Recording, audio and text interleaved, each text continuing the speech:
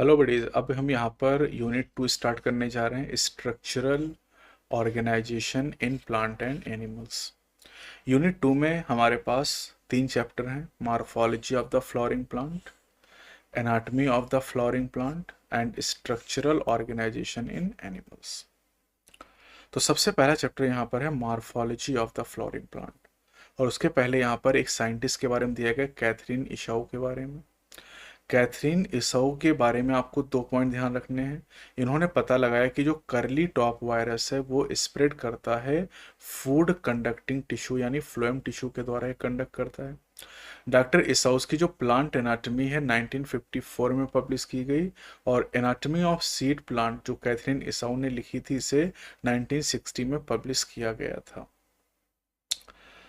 Catherine इसाउ की अगर हम बात करते हैं तो 99 ईयर की एज में इनकी डेथ हुई, और इनकी डेथ होने पर जो पीटर रोवेन है जो कि डायरेक्टर थे एनाटॉमी एंड मॉर्फोलॉजी के मिसूरी बॉटनिकल गार्डन, उन्होंने कहा कि she absolutely dominated the field of plant biology even at the age of 99। तो अब चैप्टर 5 स्टार्ट करते हैं, morphology of the flowering plants. ठीक है, मॉर्फोलॉजी में क्या पढ़ते हैं हम लोग? मॉर्फोलॉजी में हम स्टडी करते हैं एक्सटर्नल स्ट्रक्चर के बारे में, एक्सटर्नल स्ट्रक्चर के बारे में स्टडी करते हैं।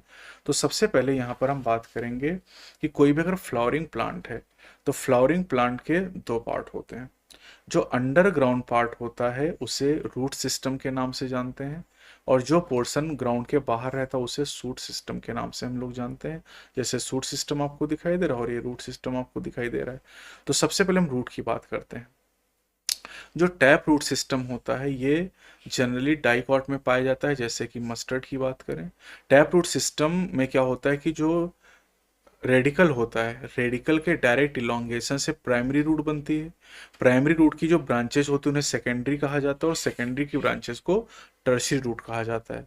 तो प्राइमरी रूट और इसकी जो ब्रांचेज होती हैं वो मिलकर फॉर्मेशन करती हैं टैप रूट सिस्टम का। अगर हम मोनोकॉट प्लांट की बात करें तो मोनोकॉट प्लांट में जो प्राइमरी रूट होती है वो शॉर्ट लिव्ड होती है, और उसकी डेथ होने के बाद वहाँ पर ज़्यादा नंबर में दूसरी रूट आ जाती हैं, और ये जो रूट होती हैं ये बेस ऑफ स्टेम से ओरिजिनेट करती है, जिन्हें फाइब्रस रूट सिस्टम कहा जाता है। जैसे कि वीट प्लांट की अगर हम बात करें, इसी तरह से एडवेंटिशियस रूट जो होती है बेटा ये ग्रास, मॉन्स्टेरा और बानियन ट्री के अंदर पाई जाती हैं। एडवेंटिशियस रूट उन्हें कहते हैं जो प्लांट के किसी भी पार्ट से अराइज करती हैं, रेडिकल के अलावा। रेडिकल के अलावा प्लांट के किसी भी पार्ट से अराइज कर सकती हैं। रूट सिस्टम के फंक्शन की बात करें तो इनका काम होता है absorption of water and mineral from the soil, providing a proper anchorage, साथ ही साथ storing reserve food material and synthesis of plant growth regulator, जिन्हें प्लांट हार्मोन भी कहा जाता है। रीजन्स ऑफ रूट की बात करें तो जो रूट का अपेक्स होता है वो रूट कैप के द्वारा कवर होता है ना। यहाँ पर आप देख सकते हैं ये रूट कैप आपको दिखाई दे रहा। फिर region of meristematic activity, region of elongation and region of maturation. Region of maturation में रूट हेयर पाए जाते हैं, ये खास बात है। और रीजन ऑफ इलोंगेशन जो होता है बेटा, रीजन ऑफ इलोंगेशन रिस्पॉन्सिबल होता है growth of root in length. जो रूट की लेंथ होती है वो रीजनल इलोंगेशन के द्वारा बढ़ती है। जो रूट हेयर होते हैं ये यूनिसेलुलर स्ट्रक्चर होते हैं, और यही रूट हेयर वाटर और मिनरल को एब्सॉर्ब करने का काम करते हैं। मॉडिफिकेशन की बात करें तो रूट के जो मॉडिफिकेशन है ये अलग अलग काम करने के लिए रूट मॉडिफाई हो जाती है। जैसे टैप रूट कैरेट और टर्निप की, और adventitious root sweet potato and asparagus की फूड को स्टोर करने का काम करती हैं। इसी तरीके से अगर हम बात करें, जो हैंगिंग स्ट्रक्चर पाए जाते हैं बानियन ट्री में उन्हें प्रॉप रूट का नाम दिया जाता है, ये सपोर्ट देने का काम करती हैं। अगर हम मेज और सुगरकेन की बात करें तो यहाँ पर स्टिल्ट रूट पाई जाती हैं जो कि लोअर नोड ऑफ स्टेम से निकलती हैं, और ये भी सपोर्टिंग रूट होती हैं। इसी तरह राइजोफोरा की बात करें जो स्वैम्पी एरिया में ग्रो करने वाले प्लांट होते हैं, इनमें निमेटोफोर नाम की रूट पाई जाती हैं, और ये रेस्पिरेशन करने में हेल्प करती हैं। यहाँ पर आपको प्रॉप रूट दिखाई गई हैं, ये आपको निमेटोफोरा राइजोफोरा के अंदर दिखाए गए हैं। टर्निप, कैरेट, स्वीट पोटैटो और एस्परेगस ये आपको दिखाए गए हैं फ्लैसी रूट जो स्टोरेज का काम करती हैं। दूसरा पार्ट यहाँ पर स्टेम हो जाएगा। स्टेम की अगर हम बात करें तो स्टेम में नोड और इंटरनोड पाए जाते हैं। स्टेम जो होता है ये प्लूम्यूल से एराइज करता है, प्लूम्यूल से एराइज करता है। ठीक है, अब स्टेम में के मेन फंक्शन की अगर बात करें तो स्प्रेडिंग आउट ब्रांचेस, ये ब्रांचेस को स्प्रेड करने का काम करते हैं। इसके अलावा ये वाटर, मिनरल और फोटोसिंथेट यानी फूड को कंडक्ट करने का काम करता है। कुछ स्टेम फूड को स्टोर करते हैं, सपोर्ट करते हैं, प्रोटेक्शन करते हैं और वेजिटेटिव प्रोपिगेशन में भी रोल प्ले करते हैं। जैसे अगर हम बात करते हैं अंडरग्राउंड स्टेम, अंडरग्राउंड स्टेम जो कि पाए जाते हैं पोटैटो, जिंजर, टर्मरिक, जमीन कंद और कोलोकेशिया में, तो ये फूड को स्टोर करने का काम करते हैं। साथ ही साथ ये जो अंडरग्राउंड स्टेम होते हैं ये अनफेवरेबल कंडीशन से प्लांट को निकालने का भी काम करते हैं और ये वेजिटेटिव प्रोपेगेशन में भी मदद करते हैं। स्टेम टेंडिल की बात करें तो स्टेम टेंडिल प्लांट को क्लाइम करने में हेल्प करते हैं, यानी सपोर्ट देने का काम करते हैं और ये गॉड्स में पाए जाते हैं जैसे ककम्बर, पंपकिन और वाटरमेलन, और इसके अलावा ग्रेप वाइन में पाए जाते हैं। इसी तरीके से एक्सिलरी बड मॉडिफाई होके थॉर्न का फॉर्मेशन करती हैं। जो थॉर्न होते हैं ये सिट्रस और बोगनविलिया में पाए जाते हैं और ये प्लांट को ब्राउजिंग एनिमल से प्रोटेक्ट करने का काम करते हैं। कुछ प्लांट जो कि एरिड रीजन में पाए जाते हैं उनमें जो स्टेम होते हैं वो फोटोसिंथेसिस करने का काम करते हैं। जैसे अपुंशा में फ्लैट एंड स्टेम होता है और फ्लैसी सिलेंड्रिकल स्टेम यूफोर्बिया में होता है। इन स्टेम में क्लोरोफिल पाया जाता है और ये फोटोसिंथेसिस करने का काम करते हैं। इसी तरह से जो अंडरग्राउंड स्टेम होता है कुछ प्लांट में, जैसे ग्रॉस और स्ट्रॉबेरी की बात करें, ये न्यू नीस में स्प्रेड करने में हेल्प करता है प्लांट का। इसी तरीके से अगर हम मिंट और जैस्मिन की बात करते हैं तो मिंट और जैस्मिन में जो मेन एक्सिस होती है, मेन एक्सिस के बेस से कुछ ब्रांच निकलती हैं और ये ब्रांच डाउनवर्ड जाके ग्राउंड को टच करती हैं। इसी तरीके से अगर हम लोग बात करते हैं यहाँ पर पिस्टिया और आइकॉर्निया की बात करें तो यहाँ पर ये एक्वेटिक प्लांट हैं और इन एक्वेटिक प्लांट में नोड से ऊपर की तरफ बहुत सारी रोजेट ऑफ लीफ निकलती हैं और नीचे की तरफ टफ्ट ऑफ रूट पाई जाती हैं। इसे ऑफसेट के नाम से भी जाना जाता है। बनाना, पाइनएप्पल और क्राइजेंथेमम की बात करें तो यहाँ पर सकर नाम का स्ट्रक्चर पाया जाता है और यहाँ पर जो लेटरल ब्रांचेस होती हैं वो ओरिजिनेट करती हैं underground portion of main stem से और ये ऑब्लिकली अपवर्ड आके लीफी सूट का फॉर्मेशन करती हैं। तो ये जितने भी स्ट्रक्चर यहाँ पर आपको बताए गए ये सब वेजिटेटिव प्रोपगेशन में मदद करते हैं। तो हमने रूट पढ़ लिया, इसके अलावा स्टेम के बारे में भी हमने बात कर ली। अब बात करते हैं यहाँ पर लीफ के बारे में। लीफ जो होता है इसका फॉर्मेशन, लीफ ओरिजिनेट करती है सूट एपिकल मेरिस्टम से और इनका अरेंजमेंट हमेशा एक्रोपेटल ऑर्डर में होता है, यानी यंगेस्ट लीफ हमेशा टॉप पे पाई जाएगी और ओल्डेस्ट लीफ बेस पे पाई जाएगी। ये मोस्ट इंपॉर्टेंट वेजिटेटिव ऑर्गन होते हैं फोटोसिंथेसिस के लिए।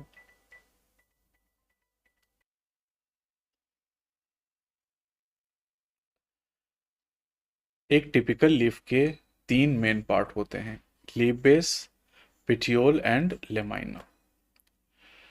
जो लीफ होती है ये स्टेम से अटैच होती है लीफ बेस के द्वारा और लीफ बेस के साइड में 2 लेटरल लीफ लाइक स्ट्रक्चर हो सकते हैं जिन्हें स्टिप्यूल कहा जाता है।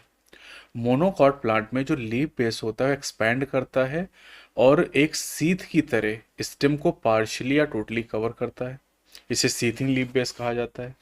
कुछ लेग्यूमिनस प्लांट में जो लीफ बेस होता है ये स्वेलन हो जाता है, फूल जाता है, जिसे पल्विनस का नाम दिया जाता है। ये लेग्यूमिनस प्लांट में मैंने आपको पढ़ाया भी था।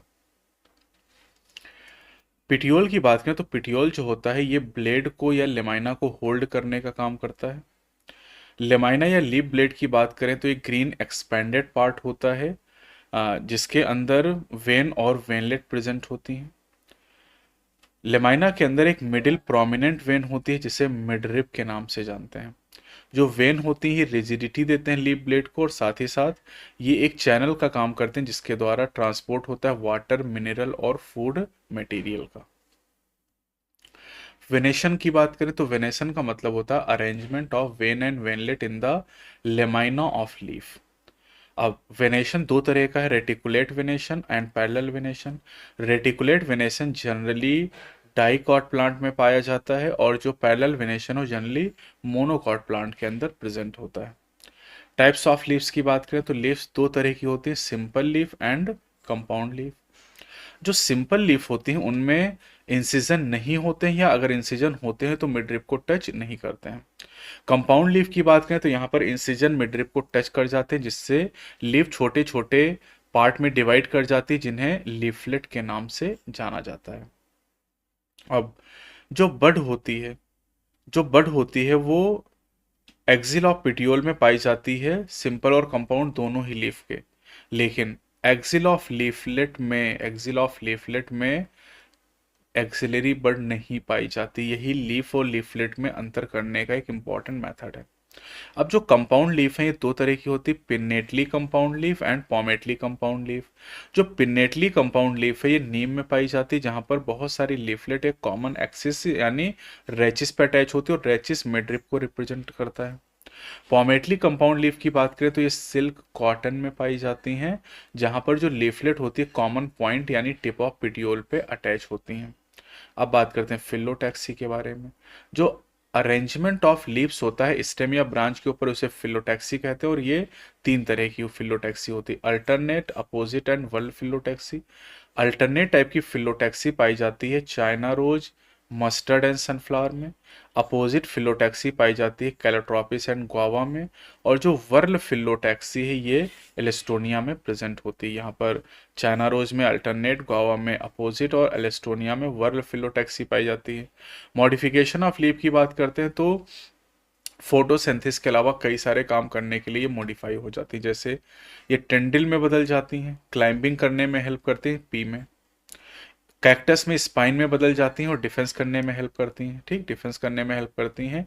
इसके अलावा अनियन और गार्लिक में जो लीव्स होती हैं ये फ्लैसी हो जाती है और फूड को स्टोर करती हैं। ऑस्ट्रेलियन अकेसिया की बात करें, ये इंसेक्टियोरस सॉरी ऑस्ट्रेलियन अकेसिया जो होता है इसमें जो पिटियोल है ये एक्सपैंड हो जाता है और फूड की सिंथेसिस करने का काम करता है। इसे फिलोड के नाम से भी जाना जाता है।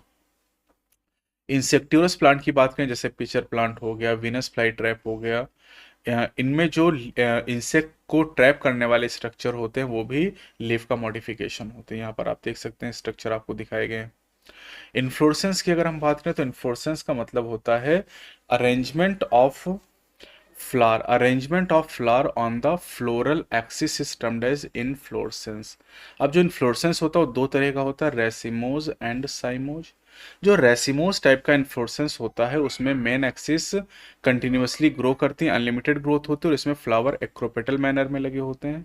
साइमोज इन्फ्लोरेसेंस में जो मेन एक्सिस है वो टर्मिनेट कर जाती है फ्लावर में, और इसलिए यहाँ पर लिमिटेड ग्रोथ होती है मेन एक्सिस की, और यहाँ पर फ्लावर बेसी पेटल ऑर्डर में अरेंज होते हैं।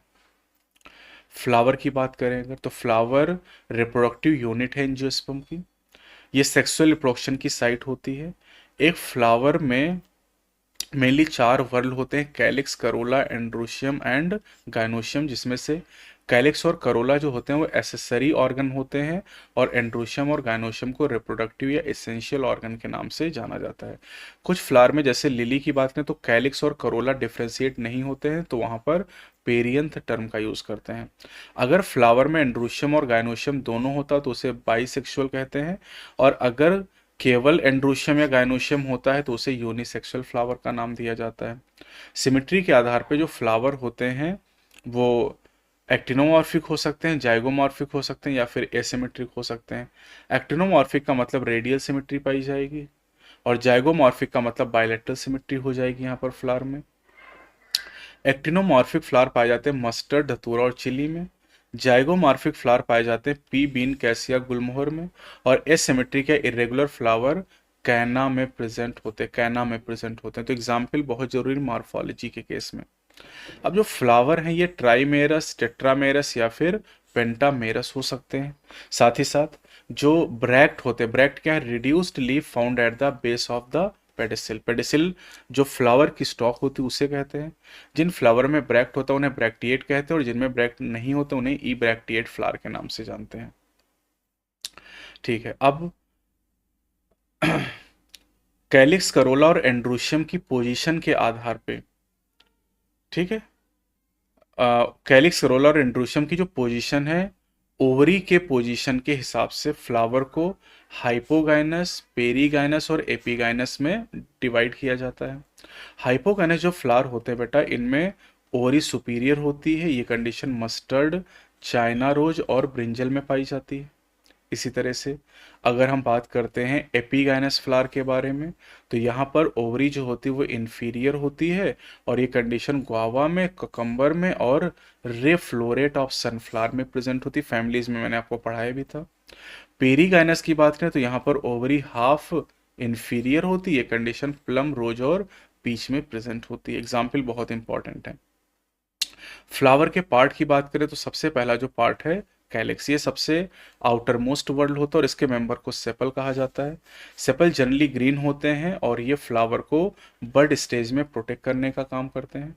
अगर जो कैलिक्स में सेपल है वो यूनाइटेड तो उसे गैमोसेप्लस कहते हैं, और अगर फ्री है तो इसे पॉलीसेप्लस के नाम से हम लोग जानते हैं। करोला की बात करें तो करोला की यूनिट को पेटल कहा जाता है। पेटल ब्राइटली कलर्ड के होते हैं और इंसेक्ट को पॉलिनेशन के लिए अट्रैक्ट करते हैं। करोला के यूनिट यानी जो पेटल अगर यूनाइटेड हैं, फ्यूज होते हैं, तो इसे गैमोपेटलस कहते हैं, और अगर फ्री होते हैं तो इसे पॉलीपेटलस के नाम से हम लोग जानते हैं। एस्टिवेशन की बात करें, mode of arrangement of sepal और petal in floral but with respect to the other member of same whorl is known as aestivation. यानी सेपल का सेपल के रिस्पेक्ट में और पेटल का पेटल के रिस्पेक्ट में जो अरेंजमेंट, उसे एस्टिवेशन कहते हैं। अब एस्टिवेशन में सबसे पहला है वेलवेट एस्टिवेशन, जो कि कैलोट्रोपिस में प्रेजेंट होता है। Twisted aestivation China rose, ladies finger और कॉटन में प्रेजेंट होता है। इम्ब्रिकेट एस्टिवेशन कैसिया और गुलमोहर में पाया जाता है। और वेक्सिलेरिया पैप्लियोनेसियस एस्टिवेशन पी और बीन फ्लावर में प्रेजेंट होता है, जिसमें आपको ये भी ध्यान रखना है कि वेक्सिलरी एस्टिवेशन में 5 पेटल होते हैं। जो लार्जेस्ट पेटल होता है वो स्टैंडर्ड होता है, 2 लैटरल पेटल जिन्हें विंग कहा जाता है, और ये 2 स्मॉलेस्ट इंटीरियर पेटल जिन्हें कील कहते हैं उनको ओवरलैप करते हैं। यहाँ पर आपको एक फिगर भी दिए गए हैं। एंड्रोशियम की बात करें तो इसकी यूनिट को स्टेमेन कहा जाता है। स्टेमेन मेल रिप्रोडक्टिव ऑर्गन को रिप्रेजेंट करता है, और एक स्टेमेन में एक स्टॉक होती है जिसे फिलामेंट कहते हैं, और यहाँ पर टर्मिनल पार्ट पे एंथर पाया जाता है। एंथर जनरली बाई लोब्ड होता है, और एक लोब में 2 चैम्बर होते हैं जिन्हें पॉलन सैक के नाम से हम लोग जानते हैं। पॉलन सैक के अंदर पॉलन ग्रेन भरे होते हैं, लेकिन अगर कोई स्टेराइल स्टेमेन है तो उसे स्टेमिनोड के नाम से जाना जाता है। अब अगर स्टेमेन पेटल के साथ में अटैच हो जाते हैं तो इसे एपीपेटलस कंडीशन कहा जाता है, जैसे कि ब्रिंजल। अगर स्टेमेन पेरियन से अटैच हो जाते हैं तो इसे एपीफिलस या एपीटेपलस कहते हैं, जैसे लिली के फ्लावर में ऐसा होता है। अब एक फ्लावर में जितने भी स्टेमेन होते हैं, अगर वो एक दूसरे से फ्री हैं, अलग अलग है, तो इसे पॉलीएंड्रस कहते हैं, और अगर आपस में यूनाइटेड हो जाते हैं तो इसे अडल्फस कहते हैं। अगर सारे स्टेमेन यूनाइटेड होकर एक बंच या एक बंडल बनाते हैं तो इसे मोनो अडल्फस कहते हैं, जैसे चाइना रोज। 2 बंडल बनाते हैं तो इसे डाइडल्फस कहते हैं, जैसे पी हो गया। और अगर 2 से ज़्यादा बंडल बनाते हैं तो इसे पॉली अडल्फस कहते हैं, जैसे सिट्रस की बात करें। अब साल्विया और मस्टर्ड के जो फ्लावर होते हैं, इन फूल के अंदर, मतलब एक ही फूल के अंदर जो स्टेमेन के फिलामेंट की लेंथ होती है उसमें वेरिएशन होती है, और ये भी काफ़ी इंपॉर्टेंट। मस्टर्ड में इस कंडीशन को टेट्राडायनामस के नाम से जानते हैं, पढ़ा है मैंने आपको फैमिलीज में। गाइनोशियम की बात करें तो गाइनोशियम की जो यूनिट होती है उसे कार्पेल या पिस्टिल के नाम से जाना जाता है। अब कार्पेल या पिस्टिल के 3 पार्ट होते हैं, स्टिग्मा, स्टाइल एंड ओवरी। ठीक है। अब यहाँ पर अगर कार्पेल या पिस्टिल का नंबर 1 से ज़्यादा होता है और ये एक दूसरे से फ्री होते हैं तो इसे एपोकार्पस कहा जाता है। एपोकार्पस कंडीशन लोटस और रोज में होती है। और अगर कार्पेल आपस में फ्यूज हो गए तो इसे सिनकार्पस कहते हैं, जैसे मस्टर्ड एंड टोमेटो में सिनकार्पस कंडीशन पाई जाती है। फर्टिलाइजेशन के बाद ओव्यूल सीड में डेवलप होते हैं और ओवरी से फ्रूट का फॉर्मेशन हो जाता है। प्लेसेंटेशन, ये भी इंपॉर्टेंट टॉपिक है। ओव्यूल का जो अरेंजमेंट होता है ओवरी के अंदर, इसे प्लेसेंटेशन के नाम से जानते हैं। जैसे मार्जिनल प्लेसेंटेशन की बात करें तो ये मार्जिनल प्लेसेंटेशन पी में आपको मिलेगा। अगर हम बात करते हैं एक्साइल प्लेसेंटेशन तो ये चाइना रोज में यानी मालवेसी फैमिली में, टोमेटो यानी सोलेनेसी फैमिली में, और लेमन रूटेसी फैमिली में पाया जाएगा। पेराइटल प्लेसेंटेशन की बात करें तो पेराइटल प्लेसेंटेशन जो होता है ये मस्टर्ड और आर्जिमोन में पाया जाता है। यहाँ पर ओवरी में वन चैम्बर होता है, लेकिन बाद में यहाँ पर टू चैम्बर बन जाते हैं क्योंकि फॉल्स सेप्टम का फॉर्मेशन हो जाता है। अगर हम बात करें फ्री सेंट्रल प्लेसेंटेशन, तो डायंथस और प्रिमरोज में जो प्लेसेंटेशन होता है वो फ्री सेंट्रल होता है, और बेसल प्लेसेंटेशन पाया जाता है सनफ्लावर एंड मैरीगोल्ड यानी कंपोजिटी फैमिली में बेसल प्लेसेंटेशन होता है। फ्रूट की बात करें तो फ्रूट कैरेक्टरिस्टिक है फ्लोरिंग प्लांट के लिए। फ्रूट मैच्योर या राइपेंड ओवरी होता है जिसका फॉर्मेशन फर्टिलाइजेशन के बाद होता है। लेकिन अगर फ्रूट बिना फर्टिलाइजेशन के बन जाता तो उसे पार्थिनोकार्पिक फ्रूट कहते हैं। पहले भी हमने इस बारे में बात की थी, बनाना एक पार्थिनोकार्पिक फ्रूट होता है। अब फ्रूट की बात करें तो फ्रूट के दो पार्ट होते हैं, एक पेरिकार्प होता है और दूसरा इसमें सीड होते हैं। जो पेरिकार्प है वो ड्राई या फ्लैसी हो सकते हैं, ठीक है।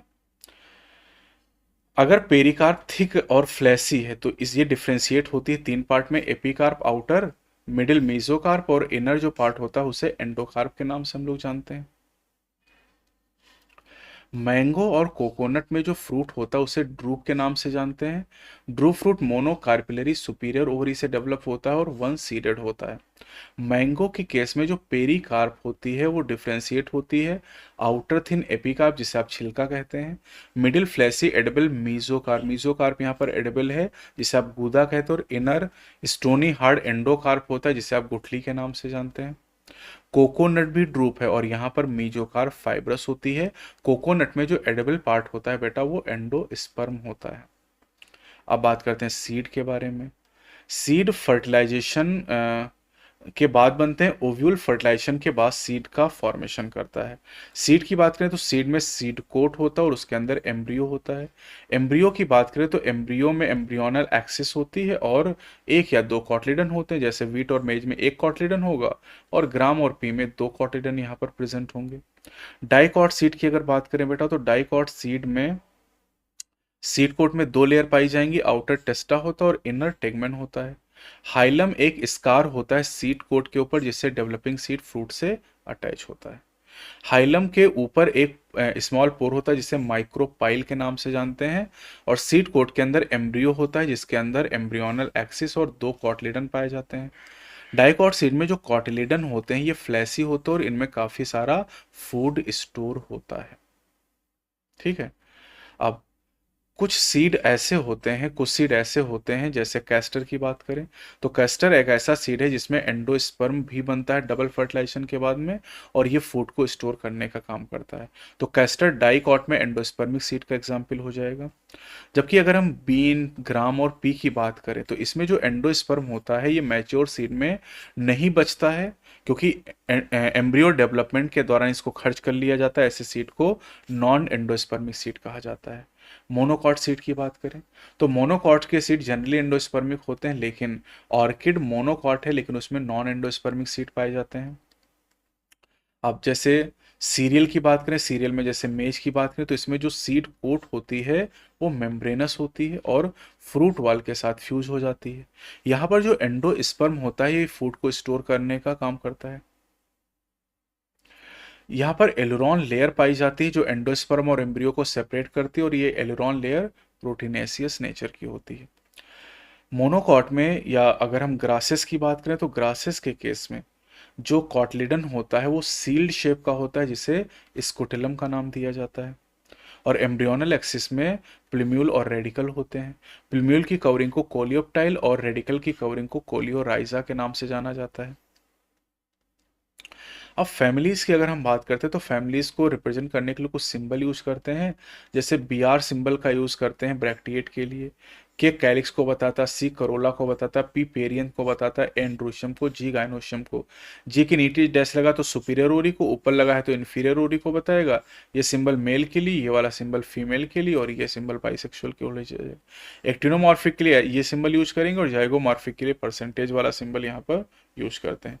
फ्यूजन को दिखाने के लिए जो फिगर होता है उसको ब्रैकेट से इनक्लोज किया जाता है, और एडिशन को दिखाने के लिए लाइन ड्रॉ किया जाता है सिंबल के ऊपर।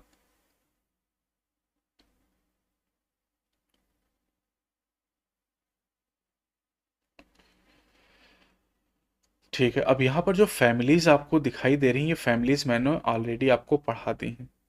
फैमिलीज की एक अलग से वीडियो अपलोडेड है, उसको आप देख लीजिएगा। उसमें मैंने फेबेसी, सोलेनेसी, कंपोजिटी, मालवेसी, जो एडिशनल फैमिलीज हैं, ग्रेमिनी, कंपोजिटी, ये सारी फैमिलीज मैंने आपको पढ़ा दी हैं, तो वहाँ से इसको आप रिवाइज कर लीजिएगा।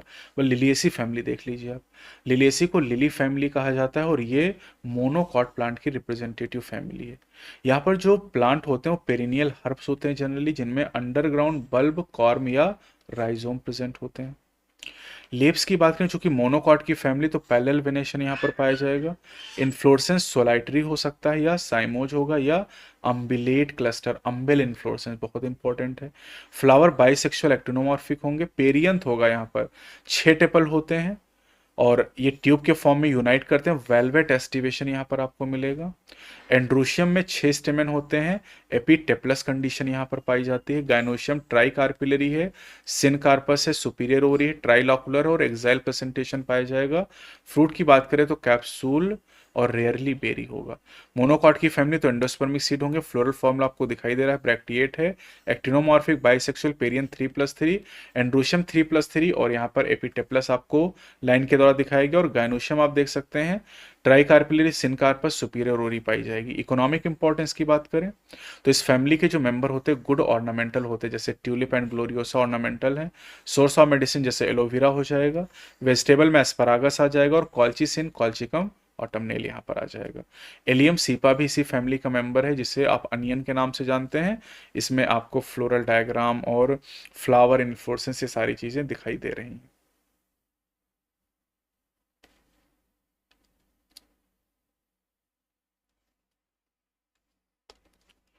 मॉर्फोलॉजी के बाद हम चलते chapter 6, anatomy of flowering plant. तो एनाटॉमी ऑफ फ्लावरिंग प्लांट में सबसे पहले हम लोग बात करते हैं टिश्यू के बारे में। ठीक है, पहले तो study of internal structure of plant is called anatomy. Tissue की बात करें तो टिश्यू सेल का एक ऐसा ग्रुप है जिसकी ओरिजिन कॉमन होती है और ज़्यादातर इनका फंक्शन भी कॉमन होता है। प्लांट में मेनली 2 तरह के टिश्यू होते हैं, meristematic tissue and permanent tissue. जो मेरिस्टेमेटिक टिश्यू होते हैं इनमें सेल डिवीजन की कैपेसिटी होती है, लेकिन परमानेंट जो टिश्यू होते हैं उनकी सेल में डिवीजन करने की कैपेसिटी नहीं पाई जाती है। अब जो मेरिस्टम होते हैं वो 2 तरह के होते हैं, एक होता है प्राइमरी मेरिस्टम और दूसरा होता है secondary meristem. Primary and secondary meristem. जो प्राइमरी मेरिस्टम होते हैं, प्राइमरी मेरिस्टम जो होता है उसमें एपिकल मेरिस्टम एक होता है और दूसरा इंटरकैलरी मेरिस्टम होता है। तो प्राइमरी मेरिस्टम 2 तरह के हो जाएंगे, apical meristem and intercalary meristem. जो एपिकल मेरिस्टम होता है 2 तरह का होता है, एक को रूट एपिकल मेरिस्टम कहते हैं जो रूट टिप पे होता है, और सूट एपिकल मेरिस्टम सूट के टिप पर पाया जाता है। इंटरकैलरी मेरिस्टम की बात करें तो ये मैच्योर ऑर्गन के बीच बीच में पाए जाते हैं और इंटरकैलरी मेरिस्टम के द्वारा ही जो जानवर जो ग्रेजिंग हर्बी घास खा जाते हैं उसके पार्ट को रिजनरेट करने का काम करती है। अब आते हैं सेकेंडरी मेरिस्टम। सेकेंडरी या लेटरल मेरिस्टम की अगर बात करें तो इन्हें सिलेंड्रिकल मेरिस्टम कहा जाता है। कौन कौन है ये? Fascicular vascular cambium, interfascicular cambium और कॉर कैम्बियम लेटरल मेरिस्टम के एग्जाम्पल हैं। ये सेकेंडरी टिश्यू का फॉर्मेशन करते हैं और सेकेंडरी ग्रोथ में इन्वॉल्व होते हैं, सेकेंडरी ग्रोथ कराते हैं। ठीक है, अब परमानेंट टिश्यू की अगर बात करें तो परमानेंट टिश्यू की जो सेल होती हैं वो जनरली फर्दर डिवाइड नहीं करती हैं, ये फर्दर डिवाइड नहीं करती जनरली। अब परमानेंट टिश्यू जो होते हैं बेटा, ये परमानेंट टिश्यू 2 तरह के होते हैं, एक को सिंपल टिश्यू कहते हैं और एक को कॉम्प्लेक्स टिश्यू कहते हैं। सिंपल टिश्यू उन्हें कहते हैं जिसमें केवल एक ही तरह की सेल होती हैं और कॉम्प्लेक्स टिश्यू उन्हें कहते हैं जिनमें एक से ज़्यादा तरह की सेल पाई जाती हैं। सिंपल टिश्यू 3 तरह के हैं, पैरेन्काइमा, कॉलेन्काइमा एंड स्क्लेरेन्काइमा। जो पैरेन्काइमा ये मेजर कंपोनेंट यानी सबसे अबंडेंट टाइप का सिंपल टिश्यू होता है प्लांट के केस में। पैरेन्काइमा की जो सेल होती हैं सेल वॉल सेलुलोजिक होती हैं और इनका जो मेन फंक्शन होता है फोटोसिंथेसिस करना, स्टोरेज करना और सिक्रीशन करना। कॉलेन्काइमा की बात करें तो कॉलेन्काइमा जो होता है ये एपिडर्मिस के नीचे पाया जाता है, ज्यादातर डाइकॉट प्लांट में होता है। अब यहाँ पर जो कॉर्नर होते हैं थिकेंड होते हैं, बहुत पूछा गया है क्योंकि डिपोजिशन हो जाता है सेलुलोज, हेमी सेलुलोज और पेक्टिन का। अगर इनमें क्लोरोप्लास्ट है कॉलन सेल में तो ये फोटोसिंथेसिस करेंगे। इंट्रासेलुलर स्पेस यहाँ पर नहीं पाए जाते और इनका मेन काम है मैकेनिकल सपोर्ट देना, किसको, यंग स्टेम को और पिटियोल ऑफ लीफ को। डाइकॉट में, मोनोकॉट प्लांट में कॉलेनकाइमा एब्सेंट होती है और रूट में भी नहीं होती है, ये स्टेम और लीफ में आपको मिलेगी। स्क्लेरन काइमा की बात करें तो स्क्लेरन काइमा जो होता है इसमें लिग्निफाइड सेल वॉल होती है, जिसकी वजह से ये डेड सेल होती हैं। स्क्लेरन काइमा फाइबर के फॉर्म में या स्क्लेरीड के फॉर्म में हो सकते हैं।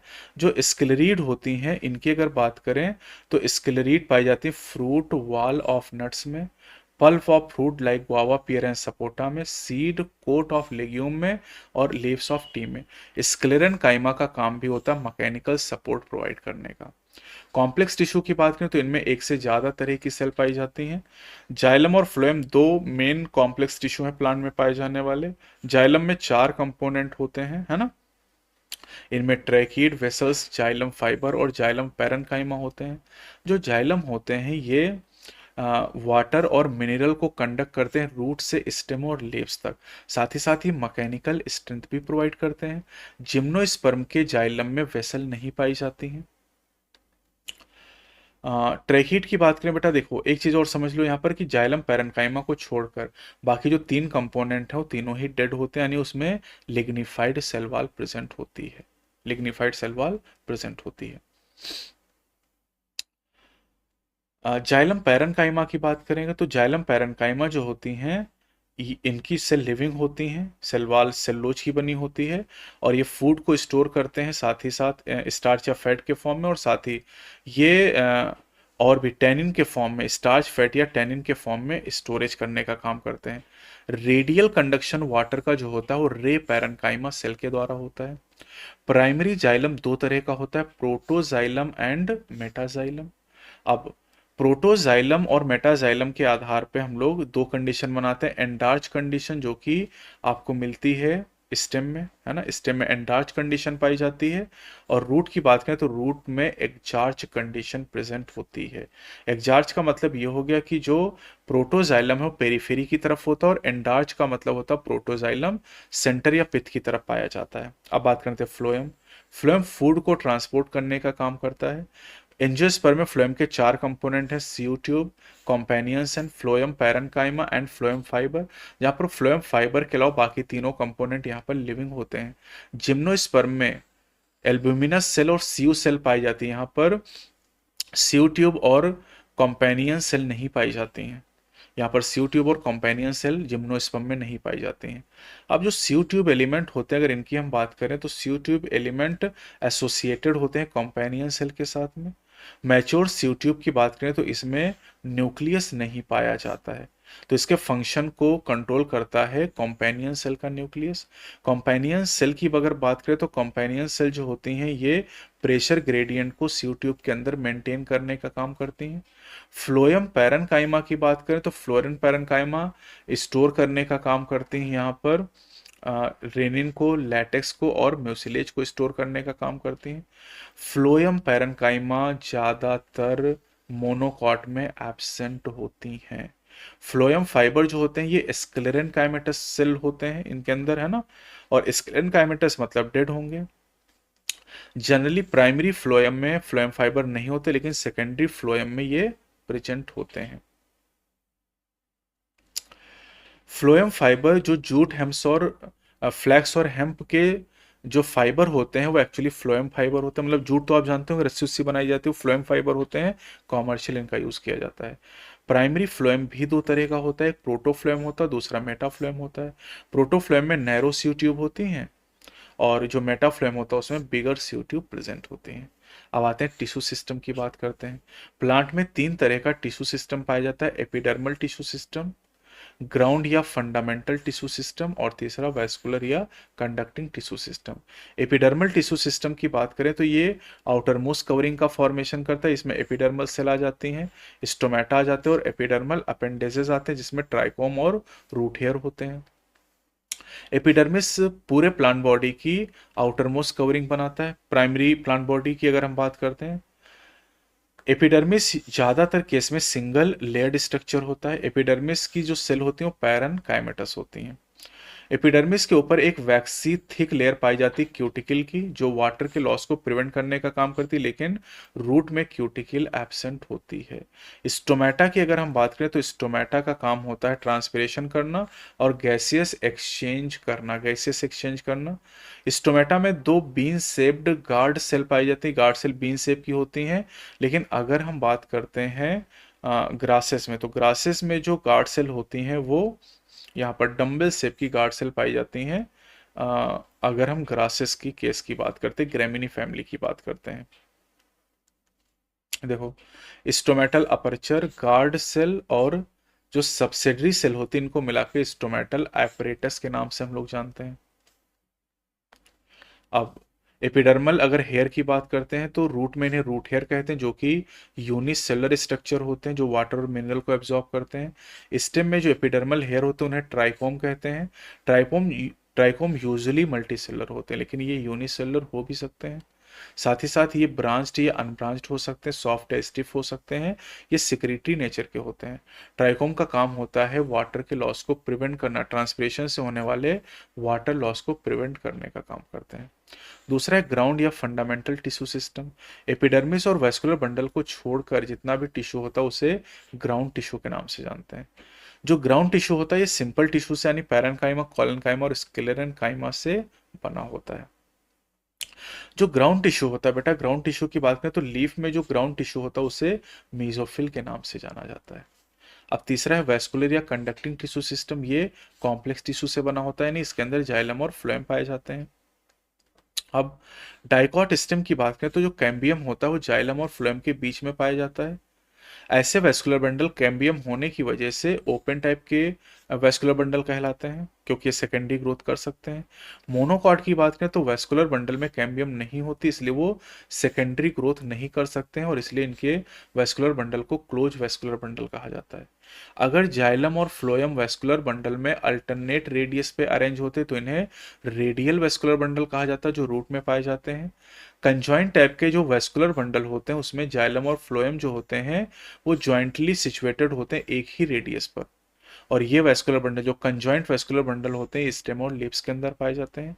कंजॉइंट वैस्कुलर बंडल में जनरली जो फ्लोएम होता है ये जाइलम के आउटर साइड में लोकेटेड होता है। अब बात करते हैं anatomy of dicot and monocot plant. Anatomy पढ़ने के लिए जो ट्रांसफर सेक्शन होता है वो ज़्यादा अच्छा माना जाता है। पहले डाइकॉट रूट की बात करते हैं। डाइकॉट रूट की अगर हम बात करें, जैसे सनफ्लावर रूट की बात करें, तो सबसे आउटरमोस्ट लेयर को एपिब्लेमा बोलते हैं। एपिडर्मिस को यहाँ पर एपिब्लेमा कहा जाता है। एपिब्लेमा के ऊपर यूनिसेलुलर रूट हेयर पाए जाते हैं। इसके बाद अगली लेयर कॉर्टेक्स होती है। कॉर्टेक्स जो होती है पैरेन्काइमा सेल से बनी होती है यहाँ पर, जिसमें इंट्रासेलुलर स्पेसेस भी होते हैं। जो इनरमोस्ट लेयर होती है कॉर्टेक्स की उसे एंडोडर्मिस के नाम से जानते हैं, जो कि single layer barrel shape cell होती है और इसमें इंट्रासेलुलर स्पेस नहीं होते हैं। अब ये जो एंडोडर्मिस होती है इसमें कैस्पेरियन स्ट्रिप के फॉर्म में सुब्रिन का डिपोजिशन हो जाता है। एंडोडर्मिस के बाद अगली जो सेल की लेयर होती है उसे पेरीसाइकिल कहते हैं। यहाँ भी पैरेन्काइमेटस सेल होती हैं और पेरीसाइकिल का रोल बहुत इंपॉर्टेंट है। लैटरल रूट का इनिशिएशन भी पेरीसाइकिल से होता है और साथ ही जो वैस्कुलर कैम्बियम है सेकेंडरी ग्रोथ के दौरान ये भी पेरीसाइकिल से ही ओरिजिनेट करती है। पेरीसाइकिल के बाद यहाँ पर पिथ की अगर बात करें तो ये स्मॉल या इनकॉन्स्पिकुअस होती है। और अगर हम वैस्कुलर बंडल की बात करें तो रूट पढ़ रहे हैं इसलिए यहाँ पर रेडियल वैस्कुलर बंडल पाए जाएंगे। रेडियल वैस्कुलर बंडल होंगे जहाँ पर 2 से 4 वैस्कुलर बंडल प्रेजेंट होते हैं।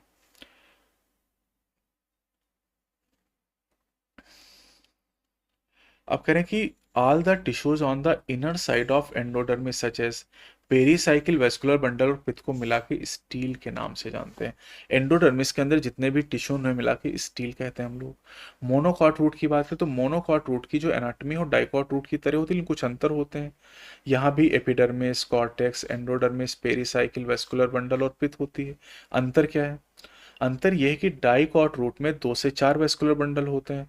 यहाँ पर जनरली 6 से ज़्यादा वैस्कुलर बंडल होते हैं, पॉलीआर कंडीशन पाई जाती है। यहाँ पर पिथ लार्ज एंड वेल डेवलप होती है और मोनोकॉट रूट में कोई भी सेकेंडरी ग्रोथ नहीं होती है। 3 बेसिक डिफरेंस आपको ध्यान रखने हैं। डाइकॉट स्टेम की बात करते हैं तो डाइकॉट स्टेम में सबसे बाहर एपिडर्मिस पाई जाती है। ठीक, एपिडर्मिस के ऊपर क्यूटिकल की लेयर पाई जाती है और ट्राइकोम भी हो सकते हैं यहाँ पर। एपिडर्मिस के नीचे मल्टीपल लेयर में कॉर्टेक्स पाई जाती है। डाइकॉट स्टेम में कॉर्टेक्स के 3 सब जोन होते हैं। आउटर हाइपोडर्मिस हो जाएगा जो कॉलन काइमेटस नेचर का होता है। इसके नीचे कॉर्टिकल लेयर्स प्रेजेंट होती हैं जो कि पैरेनकाइमेटस होती हैं। और उसके अंदर अगर चलें तो एंडोडर्मिस होती हैं। और जो एंडोडर्मिस होती है इसमें स्टार्च ग्रेन पाए जाते हैं, स्टार्च ग्रेन में रिच होती है, इसीलिए इसे स्टार्च सीथ के नाम से जानते हैं। एंडोडर्मिस के बाद पेरीसाइकिल नाम की लेयर यहाँ पर पाई जाती है। और जो पेरीसाइकिल होती है वो स्क्लेरन काइमेटस नेचर की होती है, स्क्लेरन काइमेटस नेचर की होती है। ठीक है, अब यहाँ पर जो वेस्कुलर बंडल होते हैं, वेस्कुलर बंडल कंजॉइंट होंगे क्योंकि स्टेम आप पढ़ रहे हैं। तो कंजॉइंट जो वेस्कुलर बंडल होते हैं उनके बीच में जो पैरेनकाइमेटस सेल होती है वो मेडुलरी रेस का फॉर्मेशन करती है, मेडुलरी रेस को बनाती है। और जो वेस्कुलर बंडल का अरेंजमेंट होता है और रिंग के फॉर्म में होता है। Ring arrangement of vascular bundle dicot stem का कैरेक्टरिस्टिक होता है। वेस्कुलर बंडल कंजॉइंट होते हैं, ओपन होते हैं और एंडार्च कंडीशन यहाँ पर पाई जाती है। ठीक है, पिथ की अगर हम बात करें तो जो पिथ होता है वो लार्ज और वेल डेवलप होता है। देखो पिथ यहाँ 2 जगह आपको वेल डेवलप मिलेगा, मोनोकॉट रूट में और डाइकॉट स्टेम के अंदर। अब मोनोकॉट स्टेम की बात करें तो मोनोकॉट स्टेम और डाइकॉट स्टेम में बहुत डिफरेंसेस हैं। मोनोकॉट स्टेम में स्क्लेरन काइमेटस हाइपोडर्मिस होती है, जबकि डाइकॉट स्टेम में आपने देखा है कि जो हाइपोडर्मिस होती है वो कॉलन काइमेटस नेचर की होती है। यहाँ पर हाइपोडर्मिस कॉलन काइमेटस आपने पढ़ी है, लेकिन मोनोकॉट में कॉलन काइमा होता नहीं, तो यहाँ पर स्क्लेरन काइमेटस होती है। लार्ज नंबर में स्कैटर्ड वेस्कुलर बंडल होते हैं। वेस्कुलर बंडल के चारों तरफ स्क्लेरन काइमेटस बंडल सीथ पाई जाती है और साथ ही साथ large conspicuous parenchymatous ground tissue होता है। यहाँ पर जो वेस्कुलर बंडल होते हैं वो कंजॉइंट एंड क्लोज होते हैं, मतलब वहां पर सेकेंडरी ग्रोथ नहीं होगी। जो वेस्कुलर बंडल स्कैटर्ड होते हैं उसमें जो सेंट्रली लोकेटेड वेस्कुलर बंडल होते हैं वो बड़े होते हैं और जो पेरिफेरल वेस्कुलर बंडल होते हैं वो स्मॉलर होते हैं। जैसा कि डायग्राम में आप देख सकते हैं, किनारे वाले छोटे हैं और बीच वाले वेस्कुलर बंडल यहाँ पर बड़े हो जाएंगे। साथ ही साथ फ्लोएम पैरेनकाइमा एब्सेंट होगा और water containing cavities vascular bundle के अंदर पाई जाती है। बहुत इंपॉर्टेंट टॉपिक है जो आपको ध्यान रखना है। अब बात करते हैं डाइकॉट लीफ के बारे में, जिसे डॉर्सीवेंट्रल लीफ कहा जाता है। अगर लेमाइना से हम लीफ को कट करते हैं तो 3 मेन पार्ट दिखाई देते हैं, एपिडर्मिस, मीजोफिल जो कि ग्राउंड टिश्यू है और वेस्कुलर सिस्टम यहाँ पर पाया जाएगा। एपिडर्मिस जो होता है ये दोनों तरफ लीफ को कवर करता है। अपर सरफेस को एडेक्सियल कहते हैं और लोअर सरफेस को एबेक्सियल एपिडर्मिस कहा जाता है। और दोनों एपिडर्मिस के बीच में जो ग्राउंड टिश्यू होता है उस ग्राउंड टिश्यू को यहाँ पर मीजोफिल के नाम से हम लोग जानते हैं। जो मीजोफिल होती हैं बेटा, मीजोफिल डिफ्रेंशिएटेड होती हैं। पहली सेट पैरेनकाइमा जो कि एडेक्सियल एपिडर्मिस की तरफ होता है और स्पॉन्जी पैरेनकाइमा जो कि एबेक्सियल एपिडर्मिस की तरफ प्रेजेंट होता है। वेस्कुलर सिस्टम की बात करें तो वेस्कुलर सिस्टम इंक्लूड करता है वेस्कुलर बंडल को, और वेस्कुलर बंडल वेन और मिडरिप के अंदर पाए जाते हैं। जो कि वेस्कुलर बंडल का जो साइज होता है ये डिपेंड करता है साइज ऑफ वेन के ऊपर। और डाइकॉट लीफ में तो रेटिकुलेट वेनेशन होता है, रेटिकुलेट वेनेशन में वेन की जो थिकनेस होती है वेरिएबल होती है और इसीलिए वेस्कुलर बंडल का जो साइज होता है वो भी वेरिएबल होता है यहाँ पर। साथ ही वेस्कुलर बंडल को सराउंड करती हुई यहाँ पर बंडल सी सेल भी प्रेजेंट होती हैं। आइसोबायलैटरल या मोनोकॉट लीफ की अगर हम बात करते हैं तो यहाँ पर कई सारे डिफरेंसेस और सिमिलरिटीज, डिफरेंसेस हम लोग ध्यान रखेंगे। देखो अगर मोनोकॉट लीफ की बात कर रहे हैं तो यहाँ पर जो स्टोमेटा होते हैं वो दोनों सरफेस पे पाए जाते हैं, जबकि डाइकॉट लीफ में जो स्टोमेटा होते हैं वो लोअर सरफेस पे, यहाँ पर अगर आप देखें तो लोअर सरफेस पे एबेक्सियल एपिडर्मिस पे जो स्टोमेटा होते हैं ज़्यादा होते हैं एडेक्सियल की तुलना में, और अपर सरफेस पे स्टोमेटा एब्सेंट भी हो सकते हैं। साथ ही साथ मीजोफिल यहाँ पर डिफ्रेंशिएट नहीं होती पैलिसेड और स्पॉन्जी पैरेनकाइमा में। ग्रासिस के केस में जो एडेक्सियल एपिडर्मल सेल होती हैं कुछ वेन के लॉन्ग, वो मॉडिफाई होकर लार्ज एम्प्टी कलरलेस सेल बनाती है जिन्हें बुल्ली फॉर्म सेल कहा जाता है। बुल्ली फॉर्म सेल अगर वाटर को एब्जॉर्ब करके टर्जिट हो जाती हैं तो लीफ सरफेस को एक्सपोज कर देती हैं, और अगर ये फ्लैसिड हो गई वाटर स्ट्रेस की वजह से तो लीफ को कर्ल कर देती हैं और इस तरीके से वाटर लॉस को मिनिमाइज करती हैं। जो कि मोनोकॉट लीफ में पैरेलल वेनेशन पाया जाता है, इसलिए यहाँ पर मेन वेन को छोड़कर जो वेस्कुलर बंडल का साइज होता है लगभग एक जैसा होता है। अब बात करते हैं सेकेंडरी ग्रोथ। एनसीईआरटी से तो टॉपिक डिलीट कर दिया गया, लेकिन एनटीए ने इसको रखा तो शॉर्ट में इसको समझ लेते हैं। सेकेंडरी ग्रोथ का मतलब होता है कि प्लांट गर्थ में इंक्रीज करे। अब डाइकॉट प्लांट की अगर हम बात करें, डाइकॉट प्लांट में जो स्टेम और रूट होता है, जिम्नोस्पर्म में जो स्टेम और रूट होता है, उनमें सेकेंडरी ग्रोथ पाई जाती है। सेकेंडरी ग्रोथ के लिए दो लैटरल मेरिस्टम होते हैं, एक को वैस्कुलर कैम्बियम कहते हैं और दूसरे को कॉर कैम्बियम कहते हैं।